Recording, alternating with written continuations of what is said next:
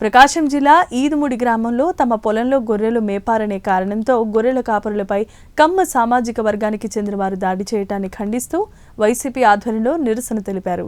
ఈ సందర్భంగా వైసీపీ నేత నాగార్జున యాదవ్ మాట్లాడుతూ గొర్రెల కాపరులపై దాడి చేసిన వారిపై హత్యాయత్నం కేసు నమోదు చేయాల్సిందిగా డిమాండ్ చేశారు. అనంతరం ప్రజా దర్బార్లో కలెక్టర్కు వినతి పత్రం అందజేశారు.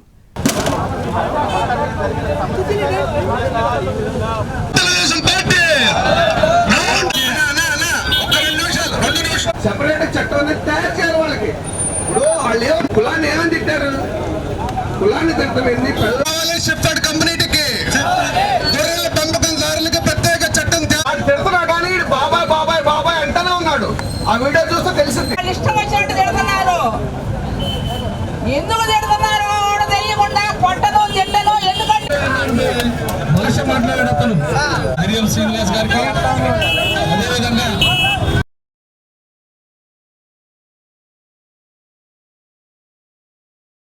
కాబట్టి వాడిని కఠినంగా శిక్షించాలి. ఈ భారతదేశంలో అత్యంత చిన్న రామాయణం తీసుకున్నా మరి భాగవతం తీసుకున్నా అన్ని గ్రంథాల్లో కూడా ఖచ్చితంగా ఇంకొకరు ఇటువంటి మాట్లాడు గ్రంథాల వల్ల రిప్రజెంటేషన్ల వల్ల అయ్యే పని కాదు. ఇలాంటివి జరుగుంటాయి కానీ అవన్నీ వాళ్ళు ఎక్కడికక్కడ గ్రామాల్లో అడ్జస్ట్ అయిపోతున్నారు. అంటే పశువుల మధ్య తోలుకెళ్లాల్సి వస్తుందని చెప్పేసి వీళ్ళు ఎన్ని రకాలుగా మాట్లాడుతున్నారు. యాదవ్ మహిళల్ని కించపరిచే విధంగా ఉంది కాబట్టి సోదరులారా మనం దాడికి ప్రతి దాడి ఏదో కోర్టుకి వెళ్తారా అని చెప్పేసి రోడ్డు మీద మేము గొర్రెల మేత కానీ ఈదుముడి పోయాం. ఈదుముడి పోతే రైతు వచ్చాడు. రైతు వచ్చి మీరు రాకూడదనే మాట అన్నారు సార్. మేము మేతకని వెళ్ళాం సార్. వెళ్తే రైతు వచ్చాడు సార్. రైతు వచ్చి తిడతా పైకి వచ్చాడు సార్. వచ్చి అందున మనిషిని కొట్టి కర్ర లాక్కున్నాడు సార్. లాక్కొని మీ అమ్మని దెంగ మీ పిల్లల దెంగ మీ పొలాన్ని దెంగ అని తిట్టాడు సార్. తిట్టి అంతన ఘర్షణ జరిగింది సార్. ఆడ జరిగితే అంతన ఈ అబ్బాయిని పడదోచుకున్నాడు సార్. కింద పడదోచుకుంటే వాళ్ళు టార్లోళ్ళు వచ్చారు సార్. వచ్చి ఇటుకుండా మేము వెళ్ళాం సార్. వెళ్తే ఎందుకు జరిగింది ఏంటంటే సార్ ఇది మీ తల్లిని దెంగ మీ పొలాన్ని దెంగ అని అమ్మ లెక్కలు తిట్టాడు సార్. తిట్టిన క్రమంలో ఎందుకేందనంటే ఆ అబ్బాయి కత్తి ఇదికల్లా వాళ్ళు మీరు పోండి అయ్యా అని పంపించారు సార్. వెళ్ళిపోయాం సార్. ఎటోళ్ళు మట్టు వచ్చేసాం. తర్వాత వచ్చాము గొర్రెలోకి వెళ్ళంగానే తర్వాత గడ్డ పొలికి ఇంటి కాంచి తీసుకుని వచ్చి రావటమే నన్ను కొట్టాడు సార్. కొట్టినాక ఈ అబ్బాయి కాడికి వెళ్ళి నాకు తెలియదు సార్ ఇంకా ఏమి జరిగింది. తర్వాత ఈ అబ్బాయి కాడికి వెళ్ళాడు సార్. అది జరిగింది. నా పేరు ఇక్కడ ఖాళీ పొలం అని గొర్రెలు మేపడానికి వెళ్ళాను సార్. వెళ్ళిన క్రమంలో ఆయన బండి వేసుకొని బర్ర నా కాడికి వచ్చాడు. ఎందుకు వచ్చారో నా కొడకని తిట్టాడు. బాబాయ్ ఖాళీ పొలం అని నేను వచ్చాను, మేత ఖాళీ పొలం అని వచ్చాను బాబాయ్ అన్నాను. ఏమి నీ అమ్మ మొగుడుతుందని వచ్చావని నన్ను తిట్టాడు. సరేలే బాబాయ్ నువ్వు వద్దంటే వెళ్ళిపోతానే తోలుకొని వెళ్ళిపోతున్నాను. వెళ్ళిపోతున్న క్రమంలో నీ అమ్మ లేబర్ కొత్తల దెంగ నీ అమ్మల దెంగ మీ పిల్లల దెంగ నీ అమ్మ గొల్ల కొత్త దెంగ అని తిట్టాడు. బాబాయ్ నన్ను తిట్టావు, నా భార్యను తిట్టావు, నా తల్లిని తిట్టావు, నా కులాన్ని ఎందుకు తిట్టాలని నేను అడిగాను సార్. అడిగితే ఏం చేస్తారో అని వచ్చి నా మేము కలబడ్డాడు సార్.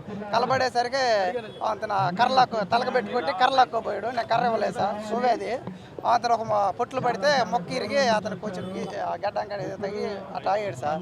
తిట్టి అతను లేచి వెళ్ళిపోతుంటే బండి తల మాత్రం తీసి బాబాయ్ నన్ను ఈ రకంగా నా కులాన్ని తిట్టావు, నీకేమైనా నష్టం జరిగితే ఆ నష్టం నేను కడతా, నువ్వు ఈ రకంగా నా కులాన్ని తిట్టి వెళ్తున్నావు అని నేను అడిగాను సార్.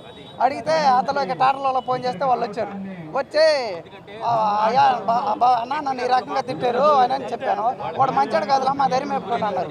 మేము ఆ దరికి వెళ్ళినాక బండి వేసుకొని ఇంటికి వెళ్ళి వాళ్ళ అన్నయ్య వాళ్ళని మద్యం చేయించున్న వాళ్ళని తీసుకొని వచ్చి ఆ గడ్డ పొలం తీసుకొని వచ్చి రావడం అందుబాటులో ఉన్న నీళ్ళని గోడకు పెట్టి కొడితే వాడు పడిపోయాడు సార్. నేను ఇక్కడ గొర్రె వదిలిపెట్టి వచ్చేస్తాను. ఇక్కడికి ఏంది ఈయన పడిపోయాడు ఏంది కొడుతున్నారని రావటం ఆయన కొట్టి అంతను వచ్చి నన్ను ఎందుకురా నీకు కొత్త బలుపు అనంట తిడుతున్నాడు. బాబాయ్ నాకు ఏ బలుపు లేదు, ఆయన ఈ రకంగా నా కులాన్ని ఈ రకంగా తిడుతున్నాడు అన్నాను సార్. అంటే 100 సార్లు అంటారా నేను 100 సార్లు అంటా ఏం చేస్తావని నన్ను అడుగుతున్నా తిడుతున్నాడు సార్. అంటే ఇతను గొర్రెల కాపరి, అనిల్ అనే ఇతను గొర్రెల కాపరి. ఈదుమూడి ఘట్టంలో గొర్రెల మేత కోసం వీరివరు గొర్రెల మందని ఈదుమూడి గ్రామంలో తోలుకొని వెళ్తే అక్కడ ఉన్నటువంటి తెలుగుదేశం పార్టీకి సంబంధించినటువంటి కమ్మ సామాజిక వర్గ నేతలు వీరి ఎవరిపైన దాడి చేశారు. దాడి చేయడం మాత్రమే కాదు వీరి కులాన్ని పెట్టి గొల్లనా కొడుకులారని దూషించారు.